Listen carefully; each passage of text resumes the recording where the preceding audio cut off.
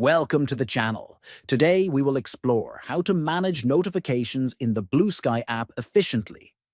If you want to control the notifications you receive, whether it's likes, replies, mentions, or other updates, first, open the Bluesky app on your phone.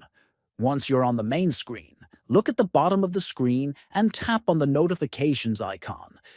This will open your notification feed where you can see all recent activity.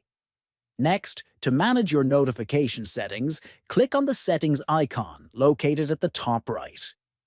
Here, you will find multiple categories of notifications, including likes, replies, mentions, and more. Then, choose the category you want to adjust.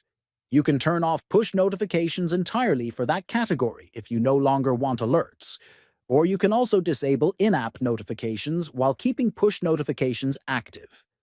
Additionally, you can select notifications only from people you follow while stopping notifications from everyone else. Finally, repeat the same process for each notification category you want to customize.